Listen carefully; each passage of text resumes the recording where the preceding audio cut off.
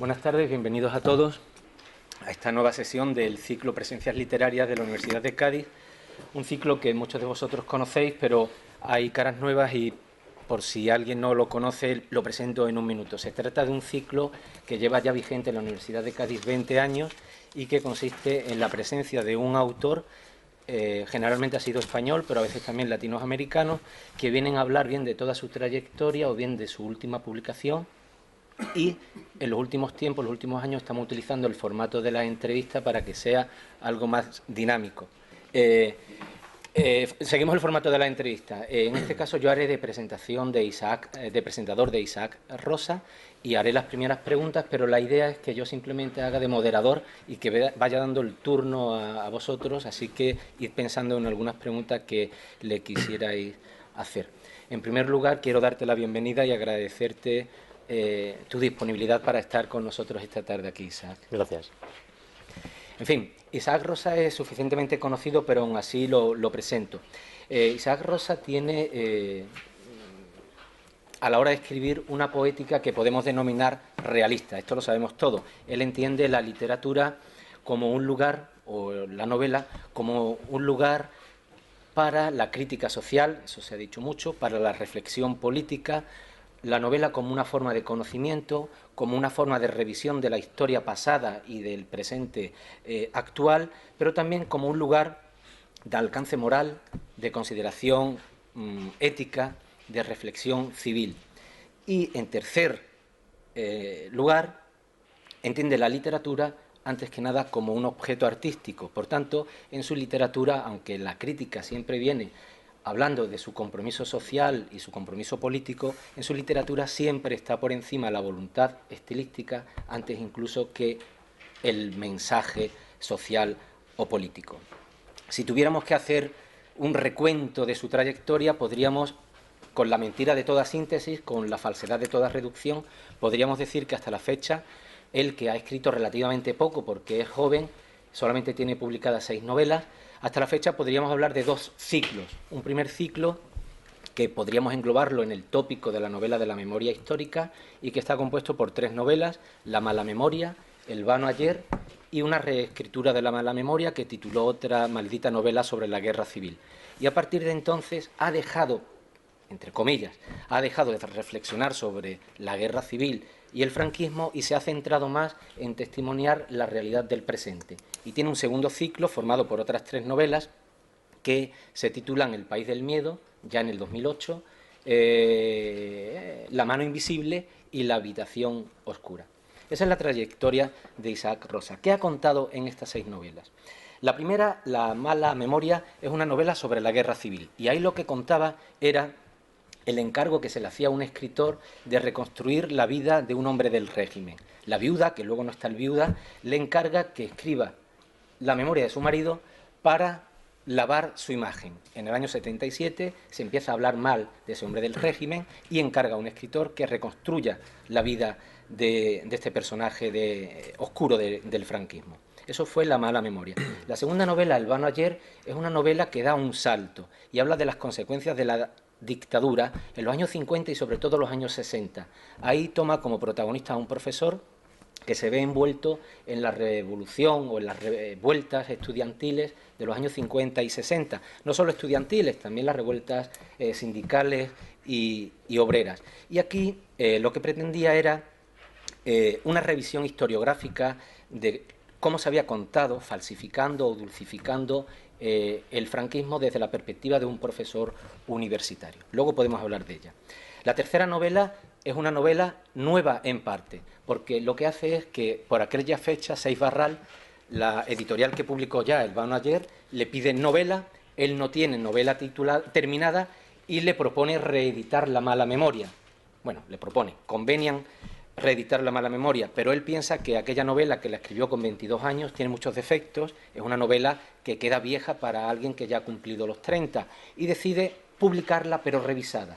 Y publica el texto del año 99 tal cual, pero apostillado, glosado, con críticas que él mismo se hace, bueno, él no, un lector impenitente, un lector crítico, que en el fondo es él, pero no es él, la revisión que hace de ese texto, analizando todos los defectos que tiene, estilísticos, literarios, todos los trucos retóricos que no están bien conseguidos, pero también una crítica argumental del contenido, una revisión del Isaac que ya se acerca a los 30 años, del de los 22 años, que pensaba con respecto a la guerra civil y al franquismo. Eso fue una novela muy famosa, sobre todo por el título, porque él pone ahí un punto y final a esa revisión de la memoria histórica, titulándola, entre signos de admiración, otra maldita novela sobre la guerra civil.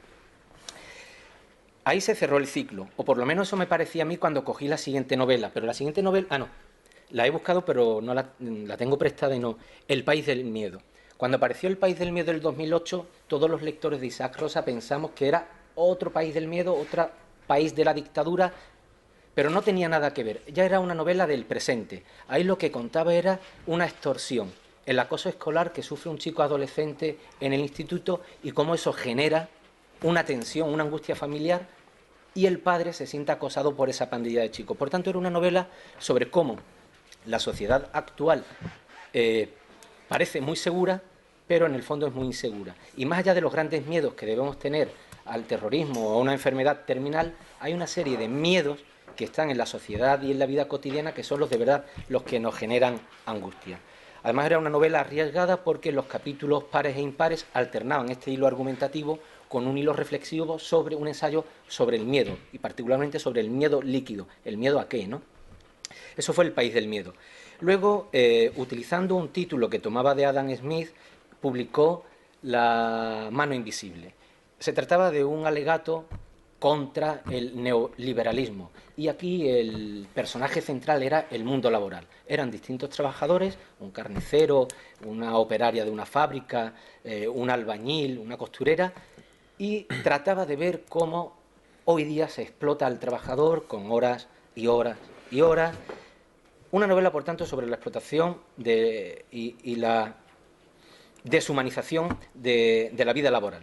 Y la última novela que publicó en el 2013 la tituló La habitación oscura, y es una novela en la que hay dos partes. Una primera parte que fue muy llamativa porque no es habitual hablar así tan claramente del sexo, una primera parte donde una serie de jóvenes tienen encuentros sexuales en un sótano, y una segunda parte que destapaba ya la crítica de la sociedad actual, trataba de analizar cómo hoy día nos sentimos hipervigilados, cómo las empresas vigilan a sus operarios, y ahí hay, por tanto, una trama de espionaje. Esas son las 6 novelas y esos son los 2 ciclos. Y la última clave que voy a dar de su narrativa es que en todas sus novelas hay siempre un hilo argumentativo, una historia montada, una ficción, que es la que entretiene o más o menos atrae al lector, y luego siempre hay un hilo ensayístico, un hilo reflexivo, que es el que atrapa la mente, el pensamiento, el que hace reflexionar al lector.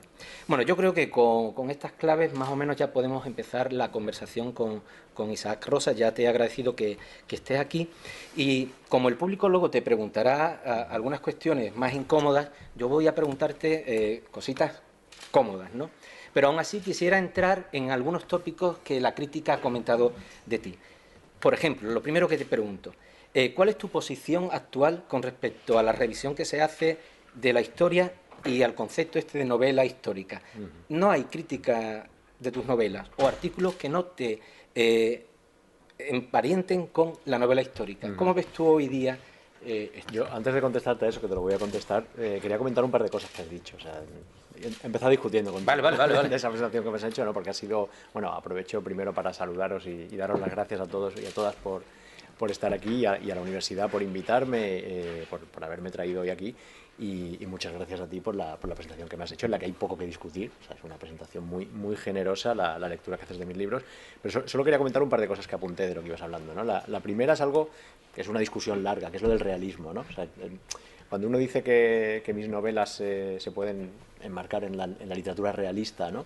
Habría que empezar discutiendo qué es el realismo hoy, ¿no? ¿Qué entendemos por realismo literario? Porque yo creo que lo del realismo literario creo que es uno de los grandes malentendidos de la literatura española, sobre todo de la literatura española contemporánea, de lo que leemos hoy, ¿no? Porque aparentemente todo lo que se viene, o la mayor parte de la producción literaria de los últimos 40 años, 30 y tantos años, de lo que llamaríamos las letras de la democracia, de lo que han venido escribiendo los escritores de democracia, aparentemente todo es realista, o la mayor parte se basa en una forma o formalmente realista, ¿no? Y sin embargo, yo siempre discuto eso porque siempre pienso que es un realismo sin realidad o un realismo con poca realidad, ¿no? Y eso, como digo, daría para estar toda la tarde hablando de la manera en que esa novela realista, esa literatura realista ha mirado o no a la realidad y a qué realidades, ¿no? Qué realidades han quedado fuera de esa literatura. Si esa literatura realista realmente nos ha servido para entender la realidad, para saber el tiempo en que vivíamos, ¿no? Pues yo creo que eso es algo discutible y yo, en mi caso, en mi literatura, siempre me he enfrentado al realismo con una cierta desconfianza de partida, ¿no? También como lector, no ya como autor, ¿no? Sino como el lector se enfrenta a una novela de apariencia realista.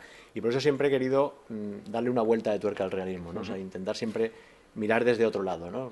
Cuando decido escribir una novela como alguna de las que has comentado, ¿no? Como La mano invisible sobre el mundo del trabajo, pues no hacer sin más una novela, lo que entenderíamos por una novela realista, convencionalmente realista, ¿no? Una novela de trabajadores que están en la empresa, les ocurren ciertas cosas, sino intentar mirar desde otro lado, ¿no? Yo creo que al final la realidad está, digamos, que llena ahora mismo, está saturada de discursos, está saturada de representaciones, ¿no? Y al final tienes que pensar muy bien qué otro discurso y qué otra representación vas a añadir a esa realidad, ¿no? para interpretarla.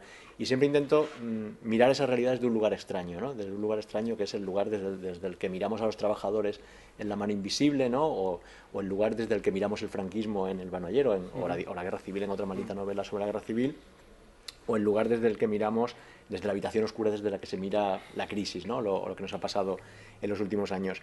Otra cosa que quería comentar de lo que has dicho, y no me enrollo mucho más, no es discutible, o sea, me ha gustado además, ¿no? El cómo has agrupado mis novelas en ciclos, ¿no? Yo creo que eso es algo muy de profesor, de buscar siempre esa clave de alguna manera ordenar los libros, ¿no? Clasificarlos de alguna manera, y tú has señalado dos ciclos, que además son dos ciclos de 3 novelas, ¿no? Son trilogías, ¿no? Que es eso que tiene tanto prestigio en el mundo literario de escribir una trilogía, ¿no? Cuando alguien, incluso escritores que ya cuando presentan la primera novela dicen que es la primera de una trilogía, ¿no? A mí es algo que me admira siempre, ¿no? O sea, no he sido capaz nunca de pensar mis libros en términos de ciclos, en términos de trilogías, en términos de conjuntos de libros. O sea, yo cada libro que escribo, cada libro próximo que voy a escribir me da la sensación siempre que es un territorio nuevo, ¿no? Y eso que se suele decir, esa expresión deportiva que ahora ha pasado al ámbito político, ese del partido a partido, ¿no? Pues yo voy realmente novela a novela, pero viéndolas ahora en perspectiva, después de oírte a ti, sí es cierto que hay unos elementos comunes y sí es cierto que hay, más allá de que sean novelas sobre el pasado y novelas sobre el presente, sí creo que hay algo que las une, ¿no? Y que tiene que ver también con mi propia maduración como escritor, ¿no? 3 novelas que forman un ciclo, pero que forman también un proceso de maduración como escritor, de maduración de mis intereses como escritor y de mis intereses como lector también, ¿no? En el momento en que estaba mirando sobre todo al pasado. Y luego otras 3 novelas en las que reconozco también otro proceso, otro salto, digamos, en esa maduración. Entonces, si dejo atrás esos 2 ciclos, ¿no? Ese ciclo primero del pasado, de la memoria histórica, y ese otro ciclo que tiene más que ver con el presente, pues ahora mismo estaría yo en momento de empezar un ciclo nuevo, ¿no? Y es cierto, o sea, yo estoy en un momento ahora como escritor, en un momento en el que estoy buscando realmente abrir una nueva etapa, ¿no? Saber hacia dónde continúo, ¿no? Igual que con otra maldita novela sobre la guerra civil, yo tuve la sensación de que ya había dicho todo lo que tenía que decir como escritor sobre la guerra civil o sobre el franquismo, ¿no? Había escrito 3 novelas sobre el tema y tenía la sensación que mientras como ciudadano tenía mucho que decir todavía, como persona, ¿no? Como miembro de esta sociedad, pero como escritor, como novelista, tenía la sensación que había agotado ya mis intereses, ¿no? Y lo que podía decir. Con las otras 3 novelas tengo un poco la sensación parecida, ¿no? Que digamos, agotado un momento, ¿no? Es un momento en el que me interesaba mirar al presente, mirar a la realidad, mirar lo que nos estaba ocurriendo y estoy ahora mismo en una situación en la que necesito otras formas de expresión incluso, ¿no? Hablo ya en el terreno formal, no en el terreno temático, ¿no? Mirar a esa realidad desde otros lugares, ¿no? Incluso desde otros lugares exteriores a la novela, ¿no? O sea, yo estoy en un momento que luego si queréis podemos hablar Sí, porque, eso sería, claro, porque fundamental que nos es cuente. un debate que a mí me gustaría tener con vosotros también, ¿no? Como inevitablemente hoy acabaremos hablando de lo que nos está pasando hoy, acabaremos hablando de la crisis, acabaremos hablando de política, hablaremos de Podemos, que es inevitable hablar de Podemos en cualquier mesa en la que uno se siente, pero a mí me gusta situar en ese debate también la novela, ¿no? Situar la literatura, porque cuando hablamos de crisis, hablamos de todas las crisis que nos rodean, ¿no? Hablamos de la crisis política, la crisis institucional, la crisis económica, la crisis europea, la crisis del periodismo, la crisis educativa, la crisis editorial, en este caso, la de la industria editorial, pero no hablamos nunca de la crisis de la novela, ¿no? Que yo creo que la novela también está en un momento de crisis, ¿no? Y sin embargo me da la sensación que es una crisis que no importa, ¿no? Que no cuenta, ¿no? Y me gustaría hablar de eso también luego con vosotros, si queréis, ¿no? De cuál es el lugar de la novela hoy, en este tiempo que vivimos, ¿no? Porque a mí es algo que me preocupa como escritor y que me condiciona mucho a la hora de dar el siguiente paso, a la hora de escribir mi próximo libro, ¿no? ¿Cuál es el lugar que tiene la novela hoy, ¿no? La recepción que tiene por parte de los lectores? ¿Para qué sirve realmente hoy una novela, ¿no? Si la novela mantiene algo de ese espacio que tuvo durante mucho tiempo, ¿no? De esa relación con el lector, o si la novela ha quedado apartada frente a otras ficciones, frente a otros discursos, ¿no? Y yo ahora mismo estoy en un momento en que podría estar escribiendo una novela y sin embargo no estoy haciendo, estoy escribiendo otras cosas. O sea, el mes que viene, bueno, en abril voy a estrenar una obra de teatro. O sea, quiero probar como decía, otras miradas desde fuera de la novela, también por esa desconfianza hacia para qué sirve la novela hoy en este momento. Me parece mucho más vivo hoy, por ejemplo, el teatro que la novela, ¿no? Hablando ya en términos sociales, en términos de intervención política también. Estoy ahora mismo, como digo, buscando otras formas de expresión, escrita siempre, ¿no? Pero otras formas de expresión, el teatro. Estoy también metido en un proyecto para hacer una novela gráfica, que tiene que ver también con la crisis, pero que es otro lenguaje también, ¿no? Estoy metido en un par de cosas relacionadas con cine también.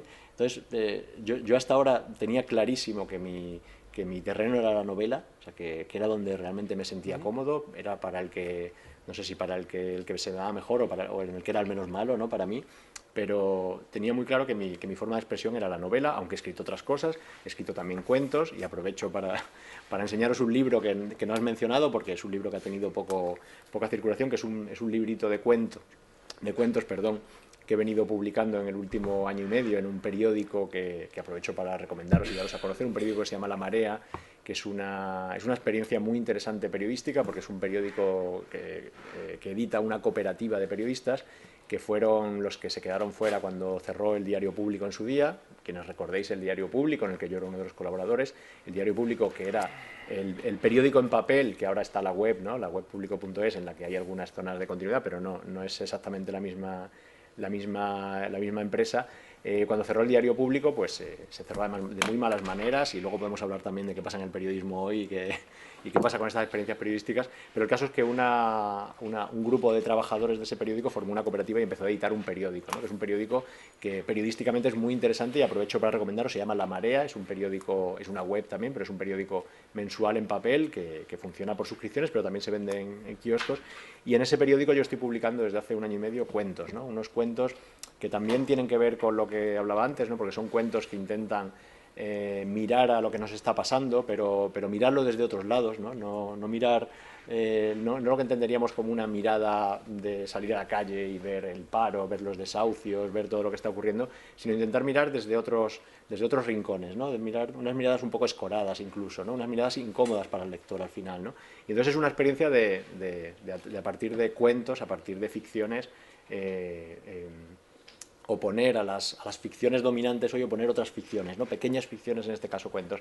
Y me he ido del tema porque no sé por qué los cuentos. Bueno, estaba hablando de que estaba buscando otras formas de escritura, pues, ¿no? Mira, yo hasta ahora era un novelista y ahora estoy siendo otras cosas. Ahora me siento de repente que necesito otras formas de expresión que creo que pueden ser hoy más eficaces, hablo ahora en términos eficaces, más eficaces para lo que a mí me interesa la literatura, que tiene esa parte, como tú decías antes, esa parte artística y esa parte ya más social, más cívica, ¿no? Y que es verdad que las dos están presentes, y yo no sacrifico una por la otra, ni creo que uno pierda, digamos, valor artístico cuando decide poner más contenido social en su obra, ni al contrario tampoco, ¿no? No son necesariamente los dos platillos de una balanza que, y además que suben o bajan, ¿no? Ha valorado como virtud tuya ese equilibrio entre lo estilístico, artístico y lo comprometido social, ¿no? Bueno, como tú has ido de un lado a otro... Sí, ya me centro. No te centres, sí, está muy bien, vamos, lo que has dicho es muy interesante, pero aparcamos la pregunta que te hice de la memoria histórica, que la has toreado bien y no tienes ganas de contestar. Dime. Luego la vemos. Pero hablaste del realismo, ¿no? Y he grabado de tu discurso algunas ideas que ahora voy a ir yo desgranándolas y tú las comentas mejor, ¿no? Efectivamente, a ti se te ha hablado de estética realista o de una poética del realismo, y el realismo es muy variopinto. Y una de las claves, yo creo, de tu realismo está en que últimamente se está haciendo muy simbólico. Tus primeras novelas tenían unos referentes espaciotemporales muy claros, unos personajes muy claros, pero tus últimas novelas, a partir del País del Miedo, sobre todo La mano invisible, y estas últimas son más alegóricas, más simbólicas. Yo creo que eso es una marca de una identidad tuya, ¿no? Lo ves tú también así, ¿no? Sí, tiene que ver con lo que hablaba antes, que está en la novela y que está también en los cuentos, ¿no? Como decía, ¿no? Como ese querer mirar la realidad, pero mirarla desde un sitio poco habitual, ¿no? O sea, desde coger a lo mejor aquello que te interesa de la realidad y sacarlo de contexto, ¿no? Que para mí es algo fundamental, ¿no? Porque al final todo aquello que miramos, todo aquello a lo que nos enfrentamos, tiene un contexto, tiene un marco, tiene algo en lo que lo encuadramos y tiene una forma, y ese contexto al final lo que hace es normalizarlo, naturalizarlo, ¿no? Pongo un ejemplo muy concreto, el tema del trabajo, ¿no? Yo me propuse escribir una novela sobre el mundo del trabajo, ¿no? Y podía haber escrito una novela que no tuviera ese componente que decías tú antes, ¿no? Ese componente más alegórico, sino un componente que fuera una novela puramente realista, ¿no? Y mi primer impulso a la hora de escribir una novela sobre el mundo del trabajo, porque ese era el propósito, ¿no? O sea, yo partí de la... Yo en mis libros, salvo quizás la última, la habitación oscura, no tanto, pero en mis libros anteriores sí el punto de partida es una idea, o sea, no hay otra cosa, ¿no? El punto de partida es como por así decirlo, el post-it puesto sobre la pantalla del ordenador de novelas sobre el trabajo. A partir de ahí empezamos a pensar, ¿no? O sea, pero mi intención inicial, como digo, yo no tenía una historia, ni unos personajes, ni unas imágenes, sino lo que tenía era una idea, ¿no? De quiero escribir una novela sobre qué está pasando hoy en el mundo del trabajo. O dicho de otra manera, no tanto quiero escribir una novela sobre el mundo del trabajo, sino quiero entender qué está pasando en el mundo del trabajo desde la novela, ¿no? Porque para mí también, y esa es la otra parte, para mí la literatura es una forma de conocer, ¿no? Es Sí, una yo forma dije de, una fuente de claro, conocimiento. una fuente de conocimiento. Y es una forma de pensamiento también, ¿no? Para mí es una forma de pensar la realidad y de entenderla, ¿no? Y yo muchas veces comprendo algo escribiéndolo, ¿no? Y a partir de esa escritura es cuando voy profundizando también y voy Lo que conociendo. pasa, Isaac, que aunque tú intentes decir que el realismo es muy amplio y tal, Sí, es imposible que los críticos no te asocien al claro. realismo. Y recuerdo un artículo de Santos Sanz Villanueva en Cuadernos Hispanoamericanos en el 2009 que decía Isaac Rosa o la renovación del realismo social, y donde ahí te emparejaba con los escritores de los años 50 Sí. directamente, ¿no? O cuando se habla de los escritores actuales, es imposible no relacionarte con Elvira Navarro y su novela La Trabajadora, precisamente, o con Pablo Gutiérrez, o con Marta Sanz, o con Rafael Reix. Es decir, que quiera tú o no quiera, desde fuera se Sí. te ve como asociado a un realismo, a lo mejor clásico, no, renovador en tu caso, porque eres muy rupturista, ¿no? Pero estás ahí, ¿no? Sí, es cierto que a mí me emparentaron con el realismo social, con el realismo crítico, con el realismo de los años 50, de los años 60, con una serie de autores que yo considero parte de una tradición a la que vincularme, ¿no? O sea, lo considero parte realmente de mi familia literaria, ¿no? Pero claro, uno no escribe hoy una novela realista como se escribía en los años 50, ¿no? Evidentemente han pasado 50 o 60 años que han pasado para todos, han pasado para la literatura, para los escritores, pero también para los lectores, ¿no? Que también la forma de enfrentarte a una novela ya no es la misma. A mí recuerdo hace un tiempo que me dijo uno de estos escritores del realismo social, que era Antonio Ferres. Hace años me dijo algo que a mí me pareció muy bonito, ¿no? Lo sentí como un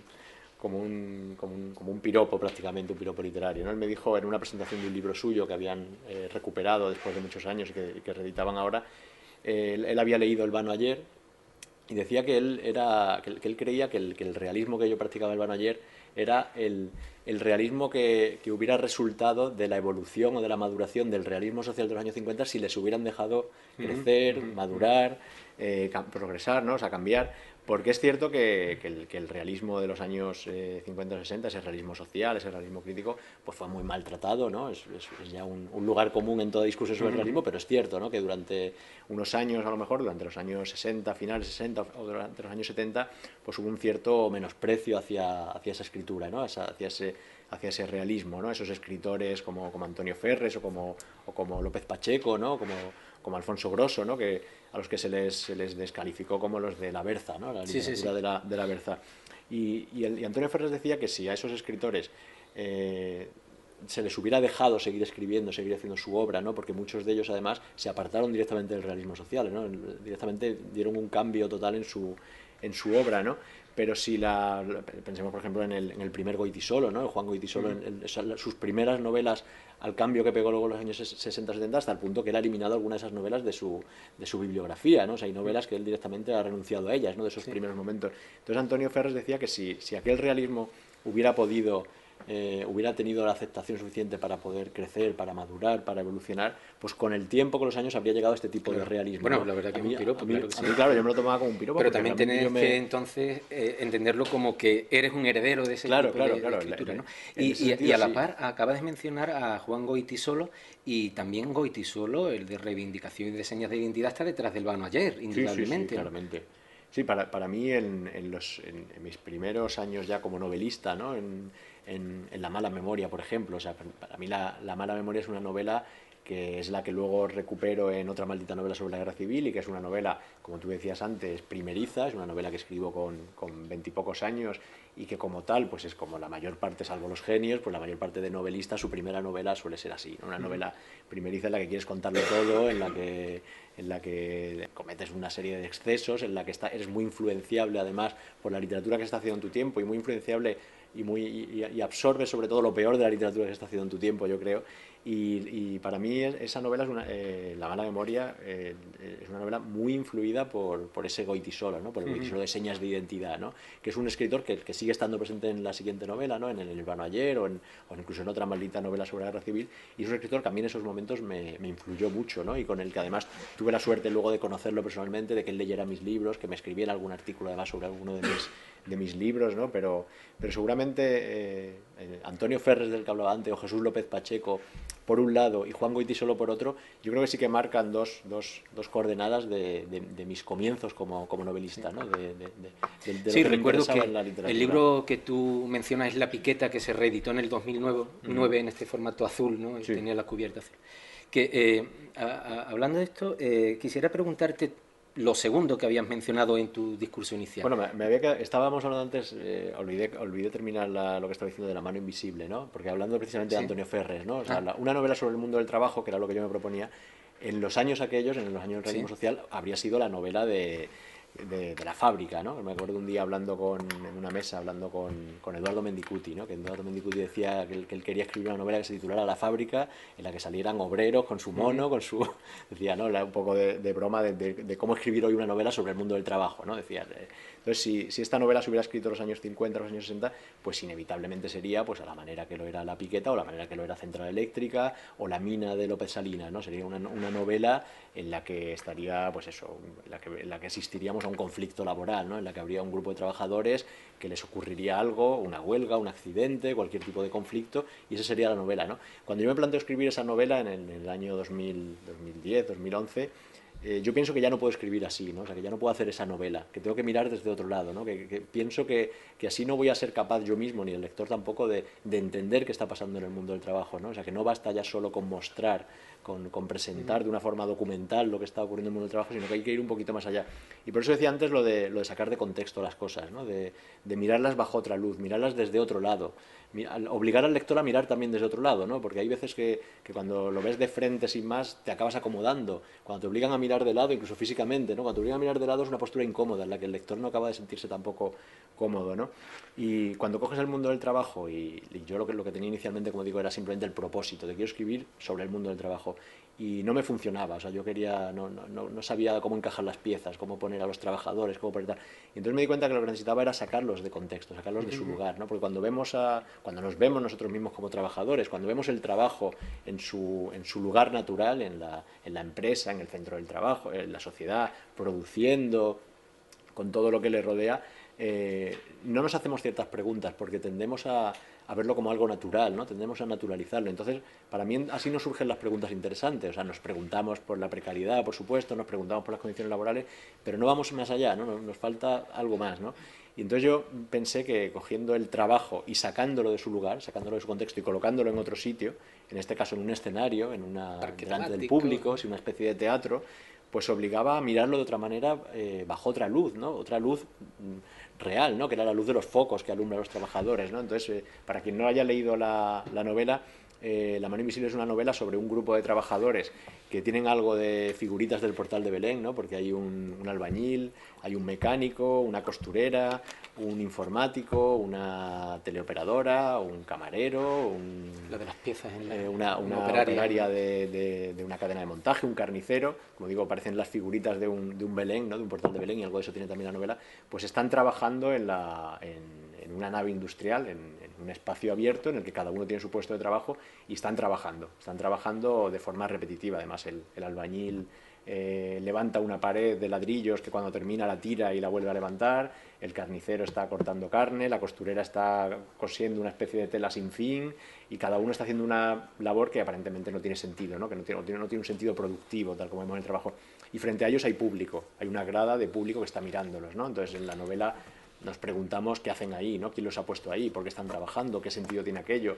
¿Por qué la gente los mira? Y el lector, o es lo que yo intentaba, el lector al final está sentado también entre el público y los mira, ¿no? Y los mira de otra manera. Y cuando tú ves al trabajador ahí en el escenario, bajo el foco, es cuando de repente te ves tú mismo como trabajador bajo otra luz, ¿no? Te ves de otra manera, te ves no como estás habitualmente en tu centro de trabajo, sino como si estuvieras bajo ese foco delante del público preguntándote, ¿qué hago yo aquí, ¿no? ¿Por qué estoy trabajando? ¿Por qué doy lo mejor de mi vida? ¿Por qué me dejo aquí tantas cosas? ¿Por qué he hecho aquí 8 o 10 horas al día? ¿Por qué los mejores años de mi vida los dedico a esto, ¿no? Entonces es cuando empieza a surgir esas preguntas y que tienen que ver con sacar de contexto las cosas. Y aprovecho un momento, abro un minuto publicitario para hablar, porque está aquí uno de los actores de la película que se está rodando sobre la mano invisible precisamente, que es Bruto Pomeroy, porque de la mano invisible, de esta novela de la que hablaba, de los trabajadores colocados como figuritas de Belén, se está terminando una película que se ha grabado y que está ahora en montaje, un proyecto además muy bonito, un proyecto cooperativo también, en el que participa todo el equipo. Bruto es uno de los actores y, como digo, es el minuto publicitario que lo cierro ya. Hablas de la mirada extraña, ¿no?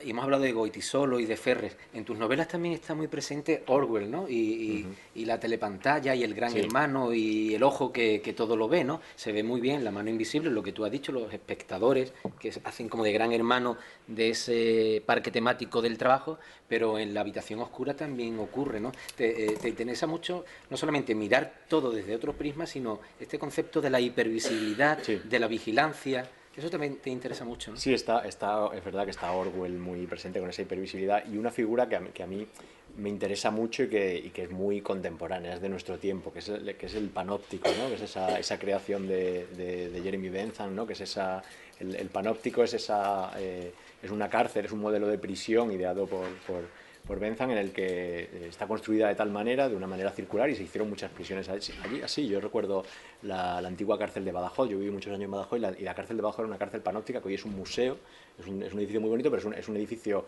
circular en el que las galerías están distribuidas en distintos pisos, pero todas en círculo, y en el centro de ese círculo que forma el edificio, como digo, circular con una cúpula, en el centro hay un puesto de observación, ¿no? Una especie de torre de vigilancia, en la que además tiene unos espejos, unos cristales de espejo, con lo cual tú no puedes ver al que está dentro, pero él te ve a ti, de forma que quien se sitúa en el centro de la cárcel, quien se sitúa en el centro del panóptico, puede ver todo, ¿no? Puede ver todo lo que está ocurriendo, puede simplemente con darse la vuelta, puede mirar a todos los internos de la cárcel. Y eso lo que consigue es no tanto... Es decir, la eficacia del panóptico no está tanto en que el vigilante pueda verlo todo en todo momento, sino en que el vigilado se sienta vigilado en todo momento. Cuando tú estás en esa cárcel, como además hay espejos, tú no sabes cuándo te están mirando, con lo cual te comportas siempre como si te estuvieran mirando, ¿no? Y el panóptico es algo que lo estamos conociendo hoy en forma tecnológica, ¿no? O sea, a mí el panóptico que me interesa hoy es el panóptico tecnológico en el que vivimos, ¿no? Esa hipervisibilidad que tiene que ver también con la tecnología, con la videovigilancia, pero también con la exposición que tenemos y que muchas veces consentimos y buscamos en las redes sociales y en otras formas, ¿no? Esa hipervisibilidad por la cual siempre estamos a la vista, ¿no? Siempre estamos expuestos y siempre nos pueden estar viendo, ¿no? Vivimos rodeados de cámaras, ¿no? Aquello de allí es una cámara, eso que hay delante. Pues no, ahí tengo otra en este no, lado. Ahí hay otra, ¿no? Es una cámara que supongo que tendrá en su sentido, pero esto que parece cómico, que estamos rodeados ahora mismo de 3 cámaras, por donde te muevas, en la calle, en edificios, en lugares abiertos, en lugares públicos, estamos rodeados de cámaras, ¿no? Y yo tengo la sensación de que nos vamos comportando cada vez más conscientes de que nos están observando. Claro. Pero no solo eso, ¿no? mientras que en la mano invisible el panóptico es una forma de control laboral, ¿no? Y a mí lo que me interesaba es hablar de algo de lo que hablamos muy poco, de lo que hay muy poco debate y que para mí es algo fundamental, que es el control, el uso de la tecnología como una forma de control en el centro de trabajo, ¿no? Los trabajadores no nos damos cuenta, yo no me daba cuenta hasta que empecé a leer sobre el tema, no nos damos cuenta de la sofisticación que tiene ya, la sofisticación tecnológica que tiene la vigilancia en el centro de trabajo, ¿no? El cómo se ha desarrollado toda una industria tecnológica cuya única función, cuya única finalidad es vigilar a los trabajadores y que los trabajadores se sientan vigilados, como en el panóptico. Hay una cantidad de herramientas, de aparatos, de sistemas que siempre, por supuesto, no se anuncian, bueno, en algunos casos se anuncian muy burdamente como tengan sus trabajadores controlados, ¿no? Pero en otros casos se anuncian siempre utilizando esa tecnojerga, ¿no?, empresarial para aumentar la productividad, para crear sinergias en el trabajo, para integrar sus departamentos. Es decir, son herramientas que supone que lo que ganan es en eficacia en la empresa, pero que sirven para vigilar a los trabajadores, desde cámaras de seguridad hasta sistemas informáticos que pueden... O sea, hay un montón de centros de trabajo en los que ya se usan unos programas de acceso remoto, por lo cual quien tiene la clave puede entrar en tu ordenador y puede ver lo que estás haciendo en cada momento, y trabajadores que están delante de un ordenador y en muchos casos no lo saben, porque aunque las empresas están obligadas a comunicarlo, muchas veces no lo hacen, en la que tú pueden estar viendo en todo momento lo que hay en tu pantalla, lo que estás haciendo, tu correo, tu navegación, tu historial de navegación. Entonces, en la mano invisible lo que me interesaba era ese tipo de panóptico, ¿no? En la habitación oscura voy un paso más allá, ¿no?, que tiene que ver con esa sensación de ser observados, ¿no? A mí es algo que me obsesiona como ciudadano, ¿no? El ir por la calle pensando que me están viendo, que me están grabando, pero estar en casa también y sentir que me pueden estar viendo, ¿no?, con el ordenador, por ejemplo, ¿no? Es algo que parece de broma, pero está ocurriendo ya. Y de hecho, desde que publiqué la novela, un montón de amigos y de lectores me han ido mandando noticias, ¿no?, de casos que ha habido, en los que alguien se ha apropiado de la webcam de alguien y la ha espiado, ¿no? En la novela hay para quien no lo haya leído, lo cuento muy brevemente, hay una parte de la trama que tiene que ver con esa vigilancia tecnológica, que es la posibilidad de hackear la webcam de tu ordenador portátil. O sea, la mayoría de los que tenéis ordenador portátil llevan ya la webcam integrada, ¿no? O sea, tú abres la pantalla y tienes encima la webcam, que es la que usas para el Skype o para hacerte una foto, ¿no? Y en la novela hay un grupo de gente que se dedica a hackear la webcam y grabarte mientras tú no te das cuenta, ¿no? O sea, tú estás delante de tu ordenador y te están grabando. Tú tienes el ordenador en tu casa, como lo tenemos casi todos, ¿no?, allí puesto, y está grabando lo que ocurre alrededor. Pues eso está ocurriendo también. O sea, yo cuando escribí la novela había algunos casos, pero me han llegado mucho más casos de gente que ha sido grabada por su ordenador sin darse cuenta, que luego eso te lo pueden utilizar para chantajearte, para cualquier cosa. Pues eso, como digo, está ocurriendo cada vez más, ¿no? Y a mí ese control tecnológico, esa hipervisibilidad, como decías antes, me preocupa mucho, ¿no? Me obsesiona, y es verdad que está muy presente en mis libros. Sí, yo de hecho cuando he hablado de tu novela a alguien que le he visto el portátil, al día siguiente he visto el papelito amarillo puesto en la... Sí, y todo yo lo hago, por haber leído tu novela. No, yo lo hago desde que leí tu novela. Se lo también recomiendo a todo el mundo, que es poner una pegatina en la webcam, y vas a vivir mucho más tranquilo, ¿no? Porque aunque tú pienses, bueno, ¿qué me van a grabar? ¿Qué tal? ¿Qué hago? No sé, tú piensas en todas las cosas que haces delante de tu ordenador a lo largo del día, ¿no? Sin estar sentado delante del ordenador, porque muchas veces dejamos el ordenador abierto y tú estás allí, no sé, cada uno haga lo que sea delante de su casa, ¿no? Pero que cada uno piense lo que ha hecho en su vida delante de un ordenador, y que piense después si lo hubieran visto, si lo hubieran grabado, ¿no? O sea que, yo recomiendo, como digo, poner una pegatina en la webcam y taparlo, porque a mí un amigo informático, que fue el que me asesoró para la parte tecnológica de la novela, me contó y me demostró lo fácil que es hackear una webcam. O sea, de hecho, yo lo pasé muy mal durante un tiempo, porque él decía que él me veía, ¿no? Decía, era una forma de... Es de esas cosas que te dice, ¿quieres que te diga lo que llevas puesto hoy? Y digo, no me lo digas, porque... Pero me demostró lo fácil que es, fácil con conocimientos muy básicos de informática, hackear una webcam de un ordenador. Claro. O sea, poder ver a alguien sin que se dé cuenta, ¿no? Sin que se sienta observado. Entonces, si eso lo puede hacer un informático de medio pelo a través de 2 vídeos tutoriales que se baja de YouTube, pues ¿qué no podrán hacer los gobiernos, qué no podrán hacer los cuerpos de seguridad, o qué no podrán hacer las empresas, ¿no? Si cualquiera de nosotros puede llegar a eso. Decías, Isaac, al principio, cuando has hablado al principio, que cada novela tuya, de las anteriores, porque ahora están otras cosas, es como un territorio nuevo, ¿no? Y yo creo que eso lo aprecia bastante bien el lector. Tus novelas no se parecen nada una a la otra, ni en el argumento, ni en el tipo de personaje, ni en la estructura. La verdad es que te tomas bastantes riesgos y yo no sé si tú eres consciente, hasta ahora te han salido más o menos bien, la crítica lo ha visto así, pero el paso del tiempo te hace repensar esas novelas y ve que hay intentos fallidos o que ya no pasan. Por ejemplo, El Vano Ayer trae una bibliografía final. A día de hoy tú la pondrías. El Vano Ayer tiene 2 columnas. ¿Tú las pondrías? Claro.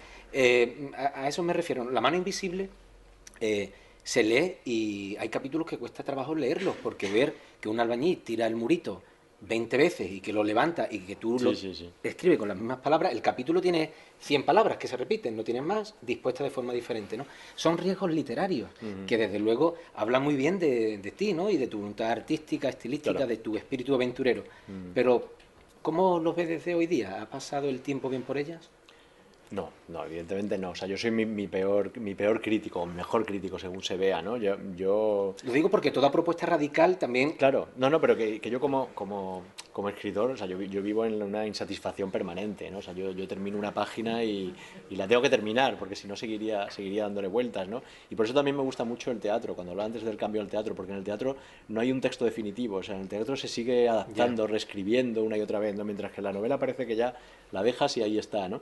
Pero lo que yo hice con mi primera novela, con La mala memoria, lo que hice en otra maldita novela sobre la guerra civil, sería capaz de hacerlo con todos Con mis todas, libros, ¿no? ya.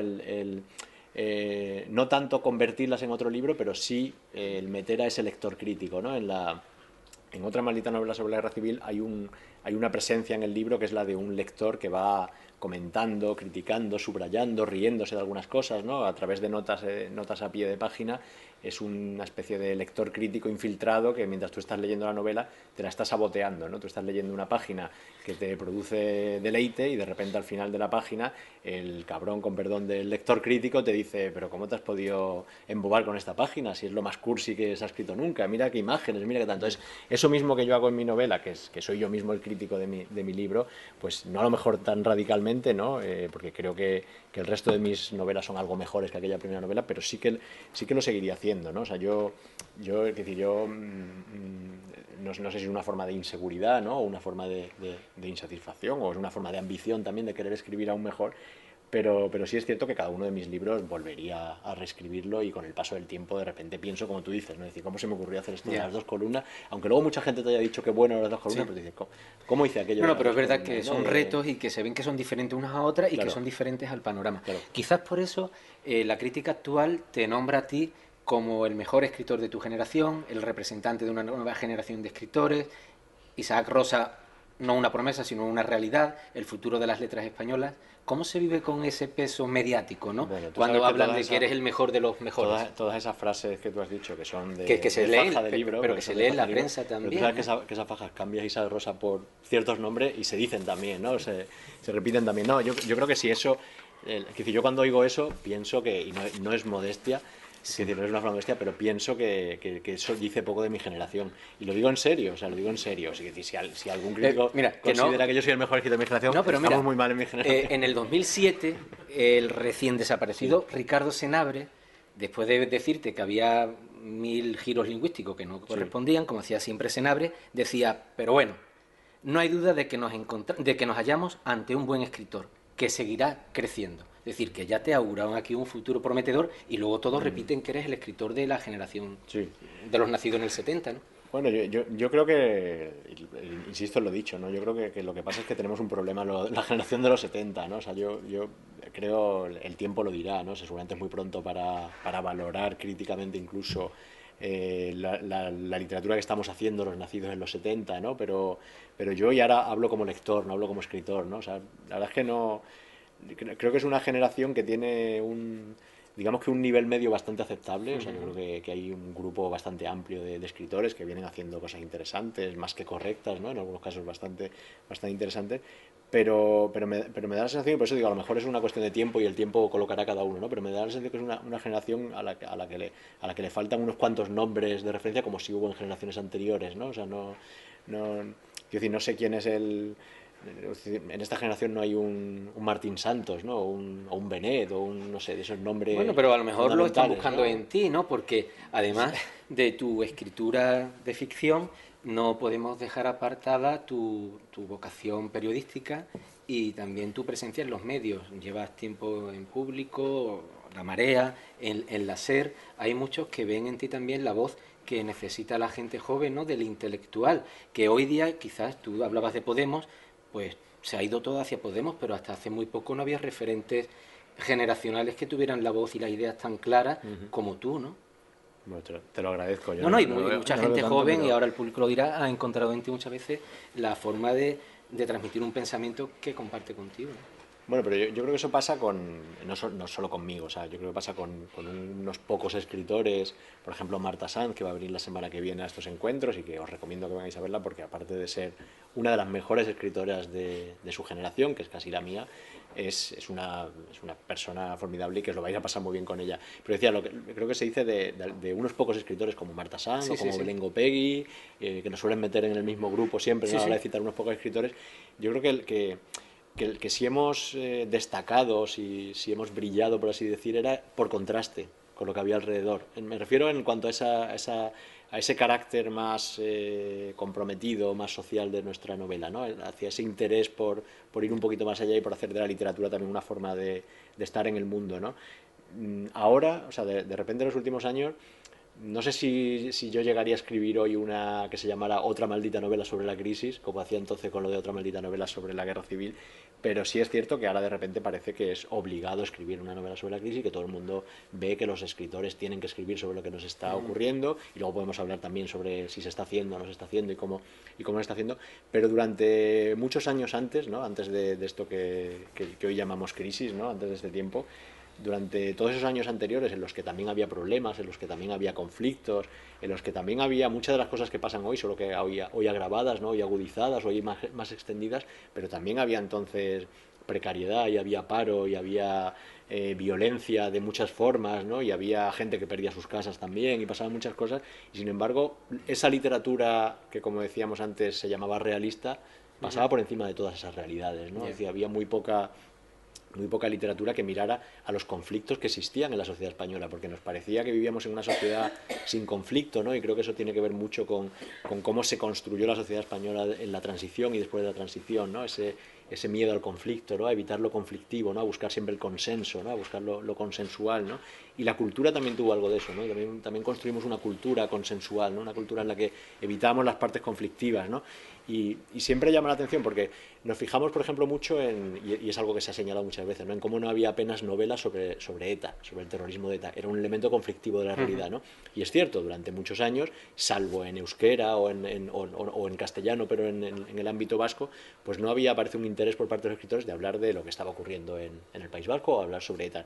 Pero como eso, había muchos otros conflictos que existían, que estaban ahí y de los que no se hablaba. O sea, aquí no se escribían novelas, como decía, sobre la violencia en el mundo del trabajo, que existía también, ¿no?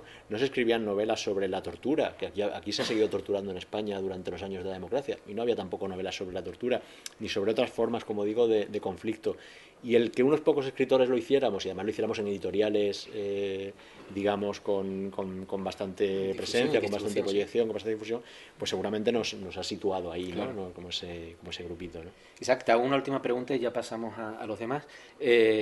La última pregunta no tiene que ver directamente con la literatura, pero sí con este compromiso del intelectual. ¿Cómo valoras tú la presencia de Gabilondo en el PSOE de Madrid, ¿no? Tú que vives en Madrid, y cómo valoras la noticia hoy de otro universitario, Luis García Montero, como posible candidato a la Comunidad de Madrid por Izquierda Unida? ¿Es necesaria que la universidad, ya que estamos, llegue a la política? ¿Cómo ves tú los movimientos de Izquierda Unida, del PSOE, de Bueno, Podemos en Madrid? hablar de Ángel Gabilondo sin hablar del PSM o hablar de Luis García Montero sin hablar de lo que está pasando en la Izquierda Unida de Madrid es difícil, pero voy a hacer un esfuerzo por centrarme Bueno, en lo ello, ¿no? Porque sintetiza y ya, digo realmente es por dar complicado pie, por dar pie. porque la situación es muy compleja allí, ¿no? Pero supongo que tiene que ver con esa aceptación por parte del poder, por parte del poder institucionalizado, de haber aceptado esos nuevos términos de juego, ¿no? Esos nuevos términos de contrato, esa confrontación de repente entre la vieja política y la nueva política, ¿no? O sea, hemos aceptado ese discurso de que ahora son otros tiempos y que necesitamos una nueva política, y los partidos tradicionales están buscando algo que represente esa nueva política, algo que se aleje, se están buscando como la figura, en estos casos de Gabilondo y García Montero, es como intentar representar que es la antipolítica, ¿no? O sea, todo lo que no hemos sido hasta ahora. Es decir, Ángel Gabilondo por sí mismo no lo es. Es alguien que ha sido ministro, que ha sido rector, es alguien que tiene que está completamente integrado en el sistema, pero sin embargo, por contraste con la clase dirigente de su partido, parece un antisistema, claro, en ese caso, ¿no? Pero creo que tiene que ver con eso, ¿no? Con la urgencia de buscar rostros y figuras que tengan prestigio, por supuesto, que tengan visibilidad mediática, pero que la gente no identifique con eso que hemos dado en llamar vieja política, ¿no? Vale. Isaac, si te parece, yo Sí, te he claro. hecho la parte amable de la entrevista, no te he tirado de la lengua, pero ahora vienen los leones a preguntarte, así que si alguien tiene interés en preguntarle, por favor, a Isaac. Un par de Dani. preguntas, porque no son de León. ¿Hay mucha diferencia entre publicar en un grupo editorial como Planeta, el Seis Barral, y publicar este libro, que de hecho, por ejemplo, no lo conocíamos mucho, claro, en una cooperativa? Como autor, ¿qué diferencia has visto? Y aunque la respuesta puede parecer obvia, que nos lo digas desde otro punto de vista. Bueno, una parte de la respuesta me la ahorro porque ya has dicho tú que la que no conocíais el libro es obvio, ¿no?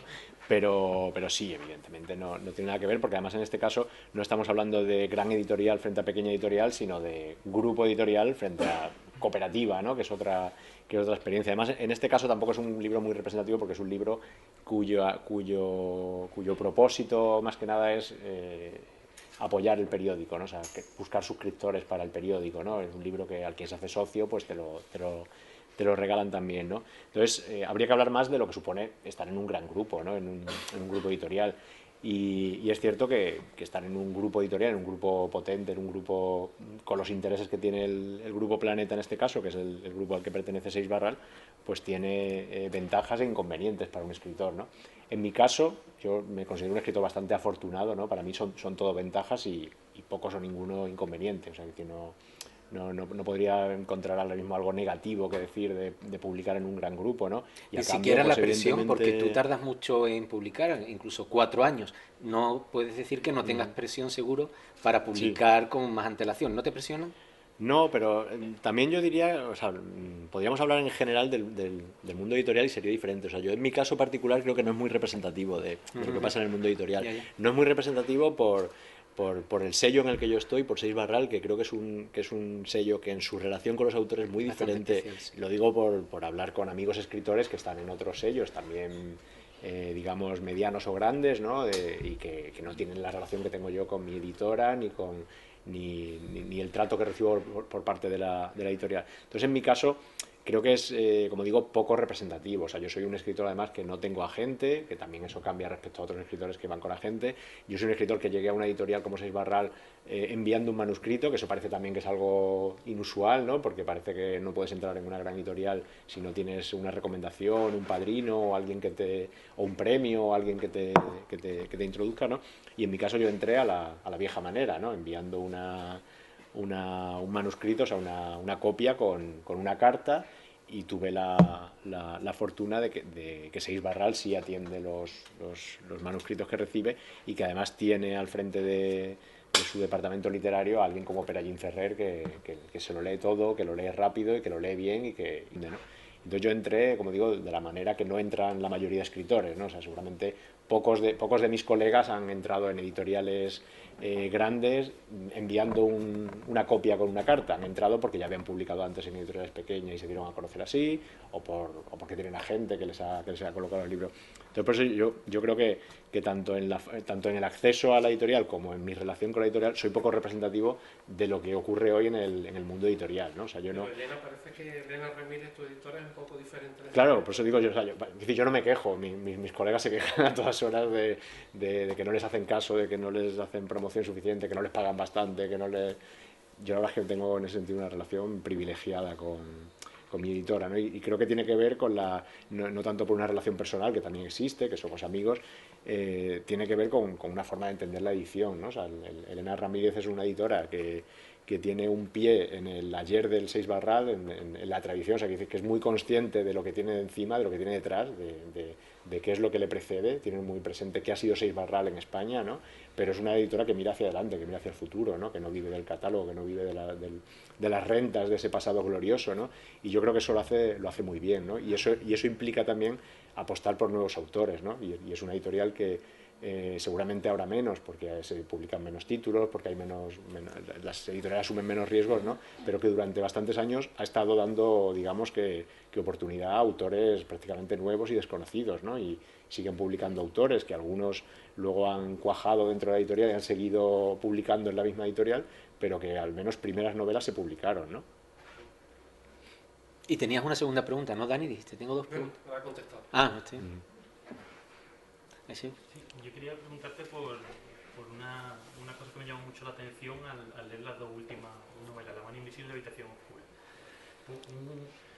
Digamos, el objeto que o la idea que desarrolla en cada una de ellas, una dice el mundo del trabajo, en la otra es la crisis, ¿no? Pues los personajes un poco y el escenario se construyen con dos lógicas diferentes. Una es la de la clase social, en el caso de La mano invisible, lo que organiza los personajes y tal. Y la otra, aunque también hay algo de eso, es más una lógica generacional, ¿no? Una generación, un grupo de personas que ve como de repente se produce un cambio. Entonces, yo lo que me llamó la atención es que a la hora de ver cómo se va desarrollando cada uno de los personajes, hay una diferencia muy grande en las dos novelas en el sentido de la fragmentación, y que además no es solo de contenido, sino también en la propia forma de la novela, la estética, ¿no? de la fragmentación psicológica, política, de la opinión política, las posiciones políticas, incluso pues, sociológicas de los personajes que están dentro de la novela. Mientras que en la segunda, en La habitación oscura, da más la sensación de un grupo que va manteniendo una cierta, aunque hay diferencia interna, una cierta posición coherente a lo largo del tiempo. Entonces mi pregunta es, como eso forma parte de una elaboración consciente por tu parte de las dos novelas, de una manera diferente, quizá que se derive de los distintos objetos, o es una cosa que simplemente fue saliendo así cuando se iba escribiendo la novela, ¿no? ¿Y por qué? ¿Por qué hacerlo de esas dos maneras diferentes? Pues, o sea, yo reconozco todo lo que dices. De entrada te diría que yo soy un escritor muy, digamos, muy racional. O sea, es decir, yo escribo de forma muy planificada, teniendo claro a dónde quiero llegar, buscando qué recursos me permiten avanzar, ¿no? Con un cierto sentido de la funcionalidad de cada una de las decisiones que tomo, ¿no? O sea, las decisiones estéticas, formales que voy tomando a lo largo de la novela tienen que ver con el objeto inicial de la novela, de qué es lo que quiero contar, cuáles son los recursos más eficaces para hacerlo, ¿no? Y que muchas veces son esos recursos estilísticos. Hay una parte también más intuitiva, si quieres, siempre, ¿no? Cuando estás escribiendo, ¿no? Y eso le pasa a cualquiera que haya escrito, que incluso aunque tú te organices la escritura con un guión, con un plano de por dónde vas a avanzar y dónde quieres llegar, por el camino siempre hay desvíos y merodeos y accidentes, y hay esa parte también, como digo, más intuitiva, que es de la propia escritura, ¿no? No es simplemente, como digo, hacer un guión e ir cubriendo etapas, ¿no? Pero dentro de que yo soy, como digo, un escritor muy racional, ¿no? Que no me dejo llevar tanto por esa parte intuitiva, ¿no? No de esos escritores que dicen que empiezan a escribir a ver qué sale y que los personajes cobran vida y se van solos, que yo no me lo suelo creer, pero bueno, hay escritores que lo dicen, ¿no? Que echan a andar la novela y que el personaje al final es el que toma las decisiones, ¿no? Que yo creo que es una forma de quitarse la responsabilidad como autor también, ¿no? Pero bueno, sin hablar de eso, dentro de ese sentido de la funcionalidad, ¿no? De buscar cuáles son los recursos que funcionan para la novela, ¿no? Son dos novelas muy diferentes porque el objetivo de las dos son muy diferentes también, ¿no? En La mano invisible, todas las decisiones que yo tomaba en la novela conducían a lo mismo, que era al que no solamente el lector reflexionara sobre el trabajo, sino que leyendo sintiera también un poco la experiencia del trabajo, ¿no? Y hay partes de la novela, como comentabas tú antes, ¿no? Del albañil levantando una pared, ¿no? Que puedes decir, bueno, esto se me está haciendo ya pesado, ¿no? Hay partes que intencionadamente quieren, y esto es un riesgo cuando uno escribe, ¿no? Que el lector se te aburra, se te canse, ¿no? O sea, hay partes de la novela que quieren transmitir la secuencia mecánica de quien está trabajando en una cadena de montaje, colocando tal, y el pensamiento se acaba convirtiendo también así, ¿no? Hay partes de la novela que quieren transmitir la circularidad de pensamiento de quien está en una tarea monótona, ¿no? Y al final la escritura se convierte también en algo circular y monótono. Eso, como digo, es una decisión arriesgada, porque el lector se te puede aburrir a las 4 páginas y decir, vale, me estás transmitiendo lo aburrido que es trabajar, pero yo ya no sigo, ¿no? No tiene. Entonces, en la mano invisible, como digo, todas las decisiones de construcción, las decisiones de estructura, de personajes, de todas las situaciones, conducen a eso, ¿no? En La habitación oscura, al margen de del tema, ¿no? Y al margen de que quiera hablar de la crisis y que haya ese componente generacional del que hablabas antes, ¿no? Todas las decisiones formales o todas las decisiones estéticas de la novela lo que buscan es crear la sensación de oscuridad, ¿no? de que realmente el lector está a oscuras, ¿no? O sea, la propia prosa de la novela lo que intenta es generar una sensación de que tú estás dentro de esa habitación a oscuras con el grupo, ¿no? En algunos momentos mucho más que en otros en la novela, ¿no? Pero de todas formas son dos novelas muy diferentes porque como decía antes, yo todos mis libros, menos el último, menos La habitación oscura, surgen de una idea, ¿no? O sea, en La mano invisible el propósito era, como decía, era como un post-it que yo tenía puesto allí en el ordenador de tengo que escribir una novela sobre el mundo del trabajo. Y yo quería escribir una novela sobre el mundo del trabajo y estuve mucho tiempo buscándola, mucho tiempo pensando desde dónde la iba a escribir, con qué voz la iba a contar, con qué personajes, ¿no? Cómo podía funcionar. Cuando escribí El país del miedo, igual, o sea, yo quería escribir una novela sobre la sociedad del miedo, sobre el uso político del miedo hoy, ¿no? Y a partir de ahí me pongo a buscar los personajes, las historias. En La habitación oscura no fue así. En La habitación oscura yo estaba escribiendo otra novela, no estaba escribiendo La habitación oscura, estaba escribiendo una novela sobre la crisis, pero con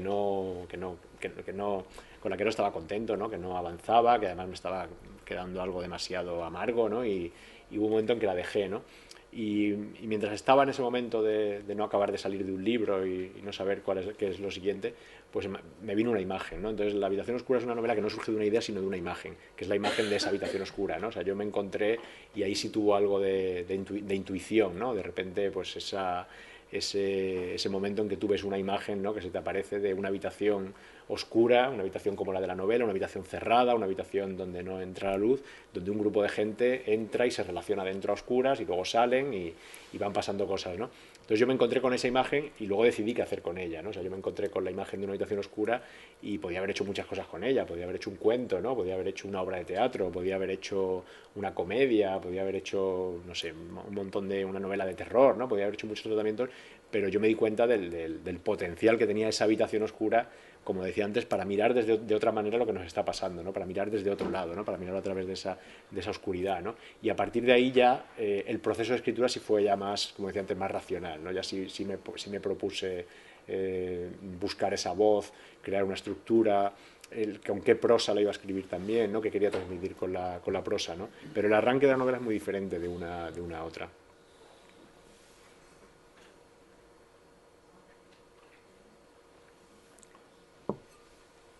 La habitación oscura, ya que has hablado, realmente son dos novelas. Hay una primera parte donde está la habitación oscura y hay una segunda parte donde la habitación oscura tiene ya otra misión. Realmente no es la habitación oscura, sino que es casi la habitación de la claridad, porque el personaje va buscando ahí claridad y una forma de identificarse y reencontrarse consigo mismo. Y la segunda parte, que es la del espionaje. A mí personalmente me parece que es mucho más arriesgado la primera, donde hay muchas más piruetas literarias con la moviola y la forma de narrar, que la segunda. La segunda me parece una novela de espionaje, una novela negra, donde arriesga mucho menos, mucho más atractiva para el lector, pero mucho menos conseguida literariamente desde mi perspectiva, ¿no? Claro, pero por eso hablaba yo antes a la hora de elegir los recursos con los que escribes, ¿no? O sea, yo escribí esa primera parte en la que, como tú dices, tomo otros riesgos, ¿no? Y otras decisiones, pero llega un momento en que la novela para avanzar ya necesita otra cosa. Entonces ya creas esa otra trama, ¿no? Aparecen esos otros personajes, aparece esa otra historia, porque ya el lector no puede ir más allá, o sea, ya realmente o lo dejas en una novela corta que es solo sobre la habitación oscura, o si realmente quieres contar algo más y quieres ir más allá, pues ya necesitas entrar a otro tipo de recursos, ¿no? Que es coger al lector y sacarlo de la habitación oscura en ese momento y enfrentarlo a otras cosas. Pero es verdad que son dos novelas, ¿no? Que podría seguramente prescindir de esa parte y leer la primera, o prescindir de la primera y leer la segunda. Y de todas estas iniciativas como narrador, yo creo que uno de los riesgos mayores de la habitación oscura está en el hecho de que está narrada en primera persona del plural, ¿no? Antes mencionaba a Belén Gopegui, esta novela me recuerda mucho al padre de Blancanieves, donde viene a decir que todos estamos implicados en lo de todos, ¿no? Y un grano de arena está influido por lo que los demás granos de arena hagan, ¿no? Y es una novela en ese sentido, como él decía, generacional, porque habla de un grupo de personas durante 15 años, que es el intervalo de tiempo que Ortega y Gasset decía para el cambio generacional, y además está escrita en primera persona del plural, y no sabemos si quien habla es hombre o mujer, porque no hay marcas de género, ¿no? Y yo creo que eso sí que es un riesgo narrativo y una virtud de la novela, ¿no? Sí, cuando uno escribe una novela, un cuento o lo que sea, ¿no? Lo que más cuesta encontrar, y una vez que lo tienes ya puedes seguir escribiendo, es la voz, ¿no? Desde dónde lo vas a contar, ¿no? Con qué voz la vas a contar. Y a mí en La habitación oscura me costó encontrarla. O sea, yo probé con una primera persona singular clásica y no me funcionaba, probé con una tercera persona, probé con alguien de fuera de la habitación que lo contaba, y al final lo que encontré fue esa voz, ¿no? Que es esa primera persona plural, pero que es masculina y femenina a la vez, ¿no? Que hay veces que habla de nosotros y otras veces habla de nosotras, que al final es la voz del grupo, ¿no? Porque realmente en La habitación oscura el protagonismo es colectivo. O sea, hay protagonistas reconocibles, identificables en la novela, pero el protagonismo de la novela es el del grupo, ¿no? El grupo que ha creado La habitación oscura, el protagonista es la propia habitación, el protagonista es también la propia generación, ¿no? Que es la que protagoniza la novela. Pero sí es cierto que es una novela etiquetada como generacional, porque es cierto que tiene un componente generacional, ¿no? De hecho, cuando una de las discusiones que yo tuve con mi editora, ¿no? Antes hablábamos de los editores, ¿no? Pues una de las discusiones que yo tuve con mi editora fue la de la faja que lleva, ¿no?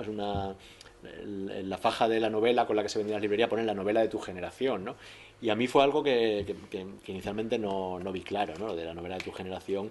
Aparte que no me gustaba como lema, ¿no? Que me parece un poco un lema un poco Coca-Cola, ¿no? La novela de tu generación. Me parecía que la novela, digamos que cerraba demasiado al lector, ¿no? A qué lector iba dirigido, ¿no? La novela de tu generación. Abres la solapa, ves que el autor ha nacido en el 74 y dices, pues ya está. Yo no nací en los años 70, hasta no es mi novela, ¿no? Pero luego hablando con mi editora, con Elena, ella me dijo algo que luego lo he comprobado con lectores de otras generaciones, ¿no? Ella dice, no, es que la novela de tu generación, o sea, no pones la novela de la generación de los 70, pones la novela de tu generación, de la generación del lector, de cada lector que la lee, ¿no?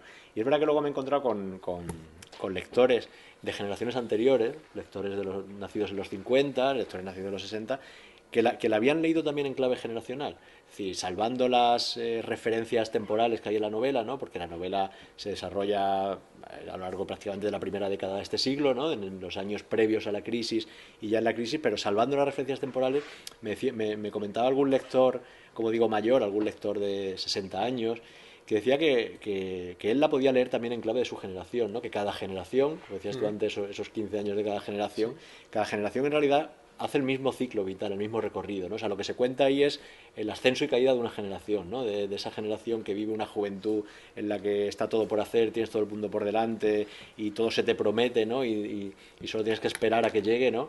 Y de repente caes, ¿no? Caes con la crisis, ¿no? Es lo que le ha ocurrido a mi generación, ¿no? La generación de los nacidos de los 70, que nos prometieron que íbamos a vivir mejor que nuestros padres y que íbamos a tener todo y que somos la primera generación además nacida y crecida en democracia, la primera generación de la sociedad de consumo tal como la conocemos hoy, y de repente la crisis pues fue como un hundimiento de expectativas, ¿no? De cuál iba a ser nuestra vida, ¿no? Una generación a la que hoy cumplimos ya los 40 y que si hace 10 años nos hubieran dicho que íbamos a estar como estamos hoy, pues no lo habríamos creído, ¿no? Nos habría parecido una locura. Pero en generaciones anteriores, cada uno a su manera, cada uno en su época, y salvando por supuesto las generaciones que se han enfrentado a una guerra o algún drama colectivo, cada generación ha tenido también su ciclo vital, claro. Claro, es decir, la generación de los que yo hablaba en el vano ayer, ¿no? De la generación de que en los 60 estaban en el antifranquismo universitario, ¿no? La generación que hizo la transición, ¿no? Pues es la generación que de repente, con el final del franquismo y con la llegada de la democracia, se vino arriba, se vino a lo más alto, y luego vinieron esos años que llamamos el desencanto, ¿no? Que fueron los primeros años 80, ¿no? Que se les llamó el desencanto, porque fue un desencanto generacional también, ¿no? De quienes esperaban más de la democracia, esperaban más de la transición, esperaban más del fin del franquismo, y luego llegó pues la vida de una democracia que no cumplía con las expectativas creadas, ¿no? Entonces a mí me interesaba esa lectura también, ¿no? Que es la novela de mi generación, pero también podría ser de la generación de cualquier otro, no, y luego otro lector. como yo te dije antes, en esta novela en particular, pero en las últimas tuyas, las referencias espaciotemporales han desaparecido y admiten primero una lectura española, que es evidente, ¿no? Que es la crisis que estamos viviendo, pero admiten una lectura universal. Y de hecho, más allá de la crisis, aquí se habla de las ilusiones y los fracasos vitales, ¿no? Y de hecho hay una lectura alegórica que tiene que ver con la oscuridad. Cuanto más oscuro, más luz interior, ¿no? Y los personajes que al principio buscan en la oscuridad el lugar idóneo para los encuentros sexuales, a medida que cumplen años y van fracasando en sus proyectos vitales, encuentran en la oscuridad el sitio idóneo para refugiarse, Sí. es decir, para fugarse, sería como Houdini, ¿no? Dentro de la caja es donde se siente él en su mundo, y dentro de esa habitación se siente en su mundo, fuera del marido, del hijo, del trabajo, y ahí se reencuentra con su esencia, ¿no? Así que es una novela Sí. de esta generación, pero de cualquier ser humano que se Sí, reencuentre es consigo mismo. cierto que la novela tiene toda esa presencia simbólica, la oscuridad, ¿no? Que tiene muchas lecturas además, ¿no? Que la oscuridad en determinados momentos de la novela puede tener una interpretación u otra, ¿no? Pero es cierto que lo que está presente en la novela es como muchas veces a oscuras es como ver las cosas más claras, ¿no? Y también tiene que ver con los tiempos que vivimos, ¿no? Porque el tópico dice que en los años de la crisis han sido años oscuros, ¿no? Y sin embargo yo pienso lo contrario, creo que han sido años luminosos, que era cuando se veía todo claro, ¿no? O sea, que los años oscuros eran los años anteriores a la crisis, oscuros en el sentido de que no veíamos, ¿no? Que no veíamos ciertas realidades que Teniéndolo estaban ahí, delante, ¿no? claro que sí. Y de repente con la crisis, es verdad que en ese sentido del que hablamos de oscuridad pueden ser años oscuros en cuanto a años lúgubres, ¿no? Pero pienso que son años luminosos en el sentido que todo se ve más claro. O sea, de repente nos abrimos los ojos, ¿no? De repente empezamos a ver las cosas con una nitidez, ¿no? Con una nitidez dolorosa, ¿no? De repente la sociedad en la que vivíamos, que era sobre la que habíamos levantado nuestra prosperidad, ¿no? El sistema en el que vivíamos, el sistema institucional, el sistema de partido, el sistema de todo, lo hemos visto todo tan claro, ¿no? O sea, de repente hemos visto aquello que teníamos delante y que prácticamente no veíamos, ¿no? Porque estábamos, no sabíamos, no sé si con los ojos cerrados o deslumbrados, ¿no? Por el tiempo que vivimos antes, ¿no? Pero yo creo que estos años, como digo, oscuros, son al mismo tiempo años muy, muy luminosos, ¿no? Años en los que lo vemos todo y lo vemos claro, ¿no? Isaac, y ahora esa claridad que tú tienes, que has visto todo, que no tienes ganas de otra novela, ¿es el momento de dar tú el salto a la política? ¿Te ves? No. ¿Te ves No, en no, política? claramente no. ¿No? No tengo, no. Ni tengo, es decir, ni tengo una propuesta firme de nadie, ni la No, aceptaría pero ahora mismo, no. supongo que más de uno te ha tirado la caña de pescar Sí, en Madrid, sí, ¿no? o sea, quiero decir, bueno, es decir, voy a contar algo que no es un secreto, porque lo he contado en otro sitio, lo he contado a otra gente. Yo pude estar en el momento inicial de Podemos, que decir, se me pidió que estuviera en el grupo de los primeros Fundacional, firmantes sí. de aquel manifiesto, ¿no? Que fue el manifiesto de lanzamiento, el manifiesto que pedía que hubiera alguien que diera el paso, y Pablo Iglesias lo dio, ¿no? Y a mí en esas semanas previas me contactaron para que fuera uno de los firmantes y estuviera y tal, y yo no lo vi claro y no lo hice, ¿no? No lo vi claro entonces, y sigo sin verlo claro hoy, ¿no? O sea, no tengo yo, es decir, no estoy en Podemos.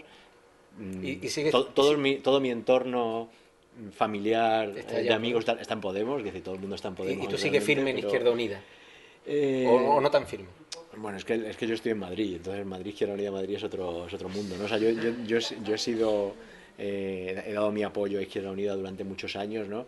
Y yo ahora estoy en un momento en que lo que veo realmente es con cierta desesperanza también, ¿no? El hecho de que no seamos capaces de construir una unidad de la izquierda, ¿no? Que estemos, es decir, que al final vayamos a llegar a un momento en que en las municipales, en las autonómicas o en las generales, pues otra vez los electores tengamos que elegir entre varias papeletas, ¿no? Y el sistema electoral acabe perjudicando, ¿no? Entonces yo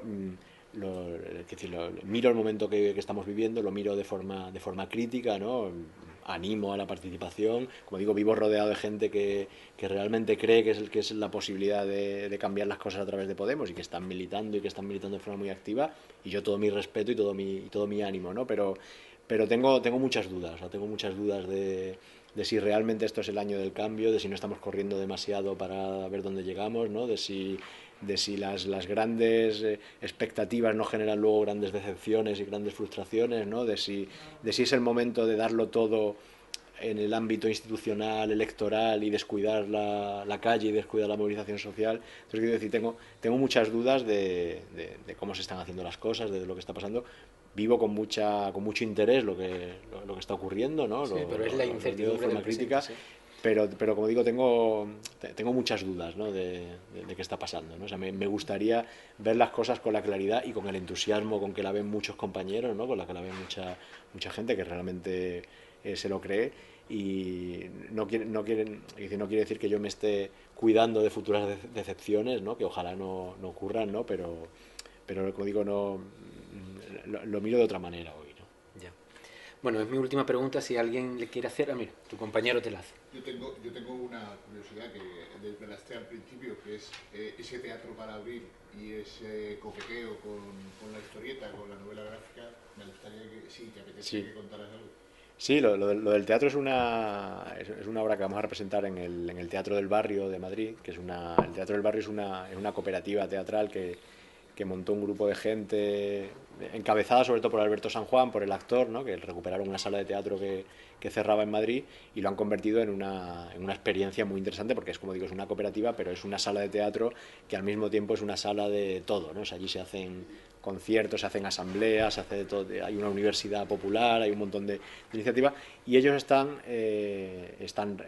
como sala, quiero decir, como productores, ¿no? En este caso, porque aunque también cogen obras que vienen de otras compañías y que vienen de otras salas, ellos como productores han hecho una apuesta por un teatro político por un lado, pero también un teatro documental, ¿no? O sea, un teatro que se acerca al periodismo, ¿no? Entonces están haciendo una serie de obras que algunas a lo mejor las conocéis o habéis oído hablar de ella o a lo mejor han podido hasta venir aquí porque están algunas girando, ¿no? Que es pues como Ruth Bárcenas, ¿no? Que es una obra de teatro basada en el interrogatorio del juez Ruth a Luis Bárcenas en el momento en que Bárcenas acaba contando todo, ¿no? Y es una obra de teatro en la que tú lo que ves es un interrogatorio de un juez a un imputado, ¿no? A un acusado y lo que ves es eso, no hay más, pero basta con eso, ¿no? O sea, de repente lo entiendes todo, ¿no?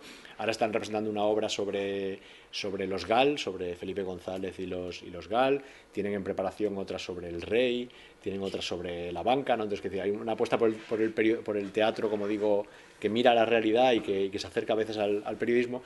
Y yo tenía pendiente hacer algo con ellos, estuvimos hablando hace meses y al final vamos a hacer una obra, vamos a representar en abril, que es una obra sobre el poder, sobre la corrupción, pero más que sobre la corrupción, sobre el poder, ¿no? Es una obra sobre el poder y que la peculiaridad que tiene es que está protagonizada por el presidente de la Comunidad de Madrid, por Ignacio González, ¿no? Que es un tipo que, no sé, aquí no lo sufrís, tal vez no lo conocéis tanto, pero es un tipo que es un tipo gris, es un tipo sin carisma, que muchos madrileños ni lo conocen, ni saben que es su presidente, ¿no? Pero que es realmente el cerebro en la sombra, ¿no? Es el que ha estado ahí en todos los manejos en la Comunidad de Madrid. Entonces es una obra de teatro que va a hablar sobre lo que ha venido ocurriendo en la Comunidad de Madrid en los últimos años, ¿no? En el saqueo de lo público en Madrid, y es una obra de teatro que sale a mes y medio de las elecciones autonómicas, con lo cual vamos a estar muy, muy, muy entretenidos.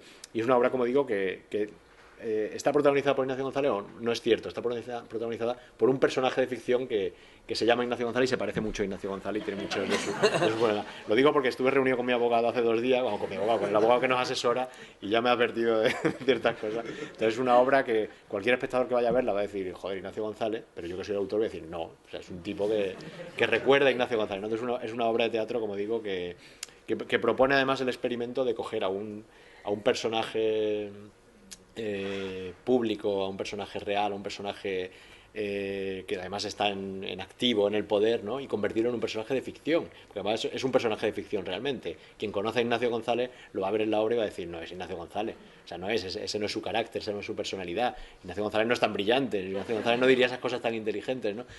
Y es cierto, o sea, realmente el que está en la obra no es Ignacio González, ¿no?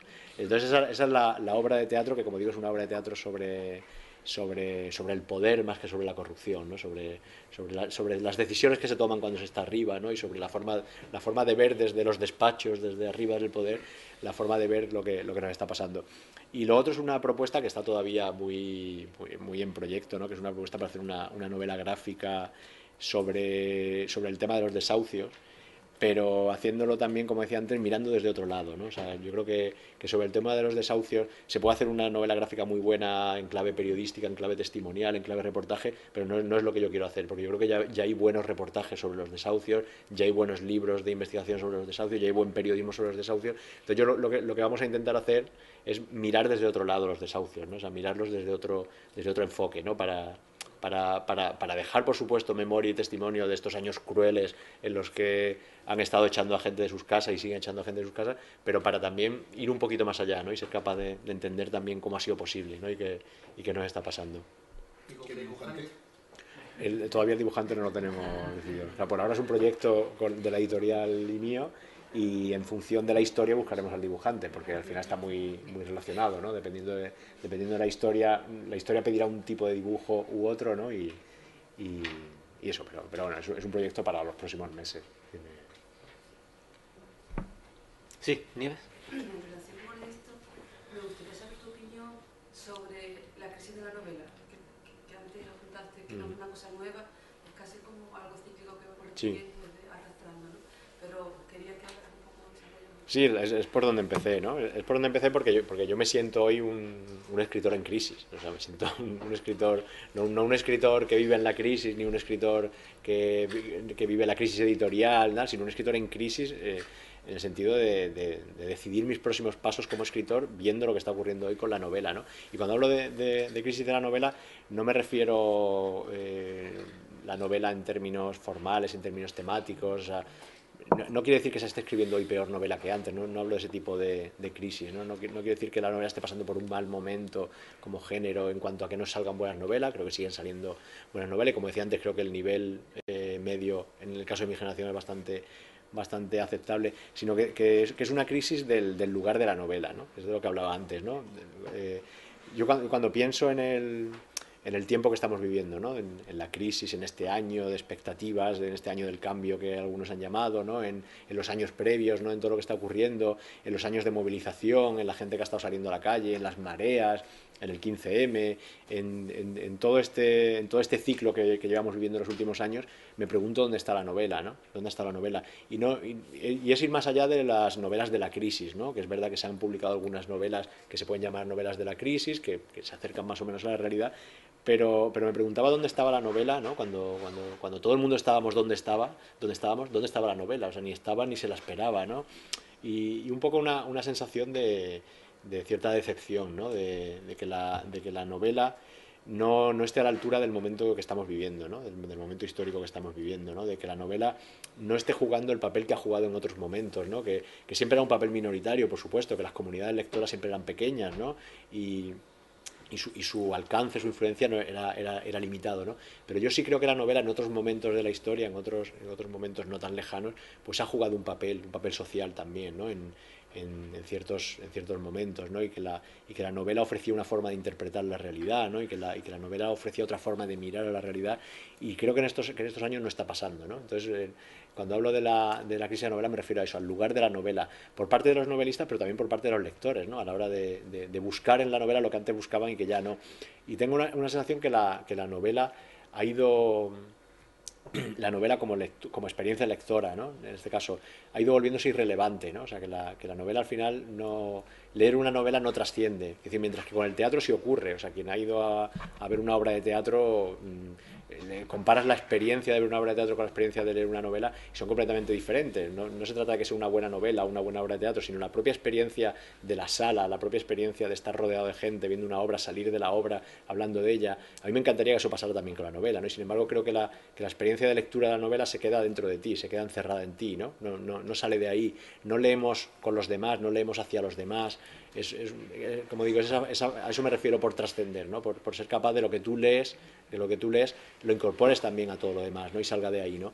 Y sin embargo yo no sé si es una cuestión de las propias novelas, de los propios novelistas o de los propios lectores, o es que la novela ha pasado su tiempo en esos términos, ¿no? Se seguirán escribiendo novelas, por supuesto, y seguiremos leyendo novelas, pero sensación de que ha sido marginada, dejada de lado, o se ha quitado de en medio ella misma. Y el lugar ha sido ocupado seguramente por otras ficciones, ¿no? por otras formas de ficción, ¿no? Porque por eso digo la novela, no hablo tanto de la literatura o de la cultura, me refiero sobre todo a la novela, ¿no? Yo creo que lo que pasa con la novela no pasa con el teatro, por ejemplo, ¿no? El teatro yo creo que sí que hay hoy un teatro, y había antes también de la crisis, un teatro que tiene ese valor también ciudadano, ¿no? Un teatro que está ahí en la comunidad también, ¿no? Un teatro que está también ahí en la calle también, ¿no? Y sin embargo con la novela no. Entonces, a la hora de escribir una novela, como además en mí pesa también esa intención, ¿no? El que la novela sirva, en primer lugar me sirva a mí, ¿no? Para entender el tiempo que vivo, pero que mi novela sirva también para construir comunidad, ¿no? Y sin embargo pienso que la novela ha perdido buena parte de esa fuerza, ¿no? Que no sé si es porque los lectores ya no buscan eso en la novela, porque la novela no lo ha ofrecido durante un tiempo y han dejado de buscarlo, ¿no? Pero sí tengo esa sensación, ¿no? Que mientras la novela sigue siendo el género más leído y sigue teniendo prestigio y brillo social y atención mediática y de los críticos, y sigue estando en el mostrador principal de las librerías y sigue siendo lo que más lleva a la gente cuando va leyendo en el metro o en el tren. Sin embargo, creo que la experiencia de lectura de la novela ha perdido relevancia, como digo, social, relevancia ciudadana, ¿no? Y es algo que a mí me apena, ¿no? Por eso decía antes que en un tiempo en el que buena parte de los ciudadanos hemos estado en la calle o hemos estado en la movilización, la novela no estaba, ¿no? Como digo, la novela, no los novelistas, que los novelistas luego estemos o no estemos, firmemos manifiestos o vayamos a una manifestación o hagamos algo o escribamos artículos de prensa es diferente, ¿no? Pero la novela como tal, ¿no? Tengo esa sensación, ¿no? Que la novela no cuenta ya en esos términos, ¿no? En términos ciudadanos, ¿no? Que ha perdido esa capacidad, ¿no? De esa conexión con la comunidad también, ¿no? Pienso que la novela no sirve hoy para, como decía antes, para construir comunidad, ¿no? Y sí que ha podido servir en otros momentos históricos. ¿Y qué influencia piensas tú que puede tener el fenómeno de Internet sobre la cuestión de la novela, esa situación que tiene la novela y que ahora parece que la gente lee menos y ven más, es más la cuestión de la imagen, ¿no? Bueno, yo no soy tecnófobo, o sea, yo no creo que el problema de la novela tenga que ver con eso, o solo con eso. O sea, quiere decir que hay muchos otros problemas, ¿no? Yo creo, cuando decimos, es verdad que solemos decir lo de que la gente lee menos, no es cierto del todo, o sea, hay más gente que lee hoy, que decir, la universalización de la alfabetización, ¿no? Hay más comunidad lectora también. Es verdad que leemos más tiempo, más cosas. A lo mejor no leemos tanto novela, pero estamos todo el día leyendo, ¿no? Sí, bueno, en Internet estamos permanentemente leyendo, ¿no? Es verdad.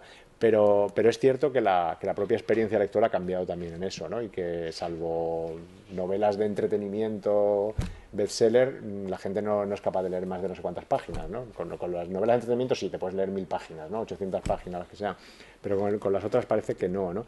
Entonces yo creo que tiene más que ver con cómo el lugar de la novela ha sido desplazado y ocupado por otras ficciones, ¿no? Que pueden ser ficciones, puede ser la ficción audiovisual, ¿no? Puede ser la televisión, por ejemplo, ¿no? Las series de televisión hoy viven eso que llaman la edad de oro, ¿no? En la que hay además un intento por parte del mundo cultural de intelectualizar la televisión, ¿no? De convertir las series de televisión en una manifestación artística, una manifestación cultural, y han desplazado en buena parte también a la novela, ¿no? O sea, yo vivo rodeado de escritores, no hablo ya de lectores solo, sino de escritores que ven series de televisión, que no leen novelas ya, ¿no? O sea, que solo ven series de televisión, ¿no? Y ese lugar común también entre buena parte del medio cultural, que viene a decir que la mejor literatura está hoy en las series de televisión, o que el próximo Nobel de literatura se lo tendrían que dar al creador de The Wire, ¿no? Algo así. Yo no lo creo, o sea, yo no creo que hay buenas series de televisión y buenas novelas, ¿no? Y además me llama mucho la atención esa intelectualización de lo que es ver la tele, ¿no? O sea, que durante mucho tiempo ver la tele estaba mal visto en el ambiente, digamos, intelectual, y de repente se ha intelectualizado, que es lo que pasó hace años con el fútbol también. No sé si acordáis que el fútbol era un entretenimiento digamos, despreciable en términos intelectuales, y de repente hubo toda una generación de creadores, escritores, gente del mundo de la cultura que intelectualizó el fútbol, ¿no? Lo convirtió en una experiencia intelectual, como, no sé, como quitarte la mala conciencia de ver fútbol. Me parece muy bien que tú veas fútbol, si te gusta el fútbol, ve fútbol. No me convenza de que el fútbol es una experiencia intelectual, que no necesito saber que en el fútbol hay una filosofía. Pues ahora está pasando también con la serie de televisión, que decir, durante mucho tiempo parece que no teníamos mala conciencia por ver tele, ¿no? Ver tele estaba mal visto, y ahora podemos estar 8 horas viendo televisiones, tragándote temporadas enteras de una serie, ¿no?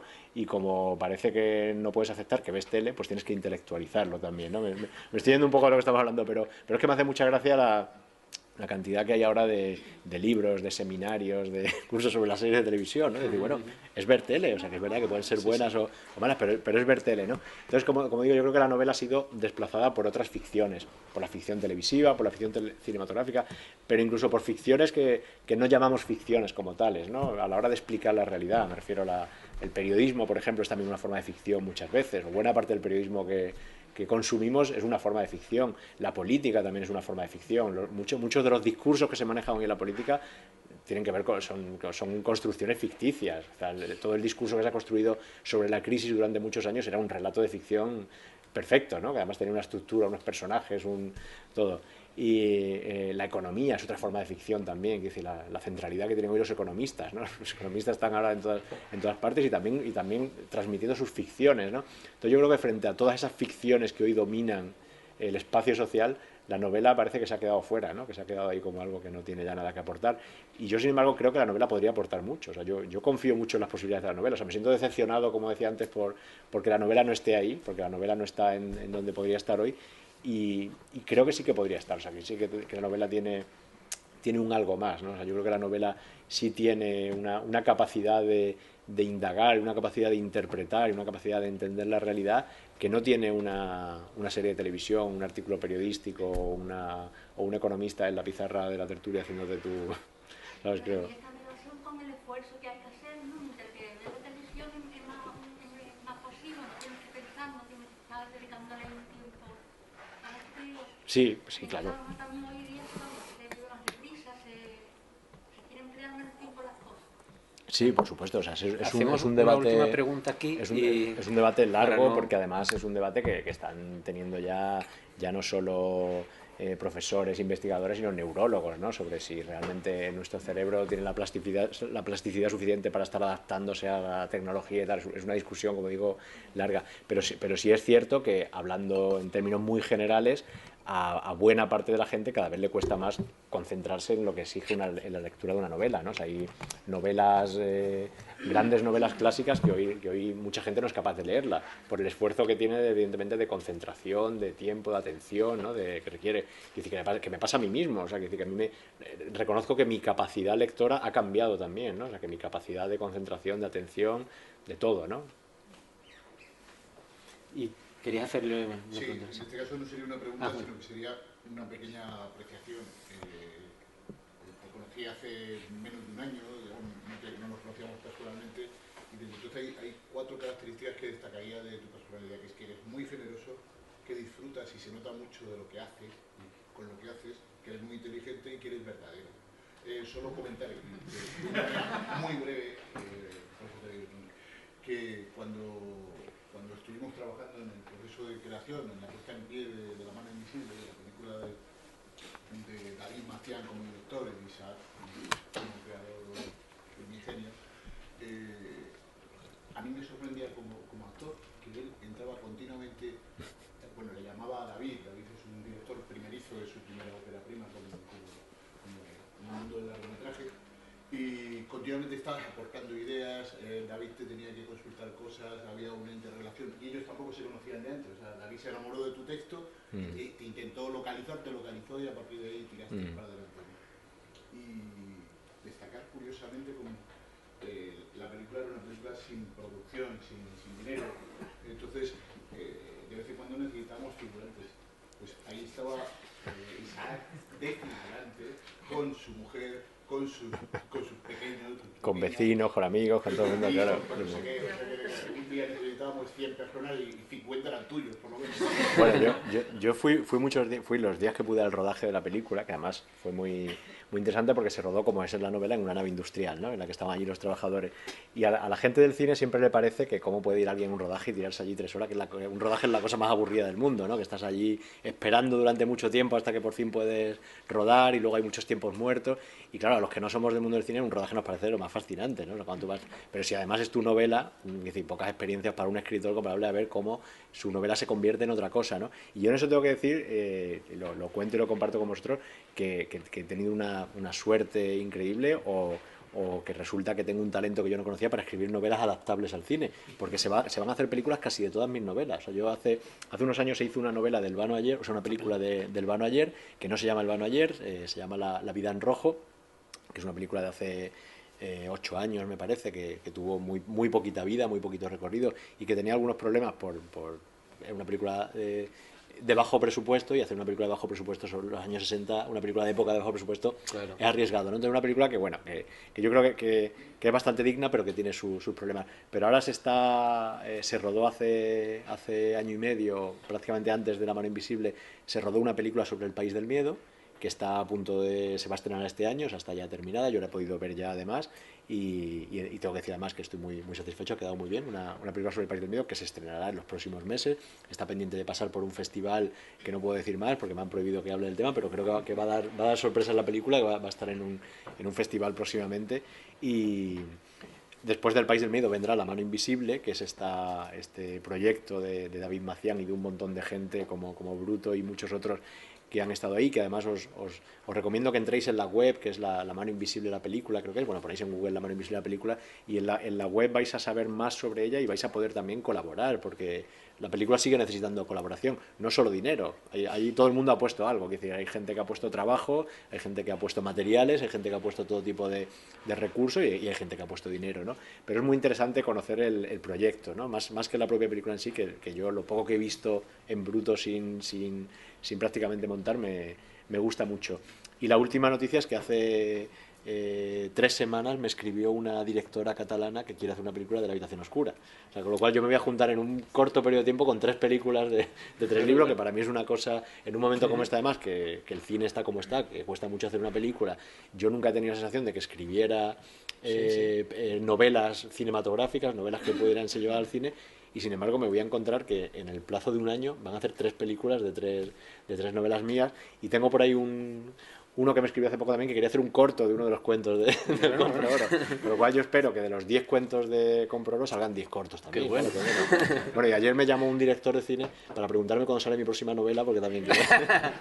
Bueno, pues eso ya es broma, pero ese sí es cierto que he nos tenido mucha suerte en llevar mis novelas a un lenguaje completamente diferente. Novelas que además cuando uno las lee, te habrá pasado a ti, dices, bueno, esto una película... En principio parece que no, claro. Difícil hacer una película, ¿no?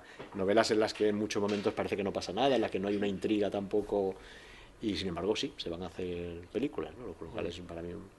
Bueno, Isaac, te agradecemos mucho que hayas estado con nosotros. Te doy las gracias en nombre de la Universidad de Cádiz y todos te damos un aplauso por tu generosidad, como decía. Gracias a vosotras y a vosotras. Gracias.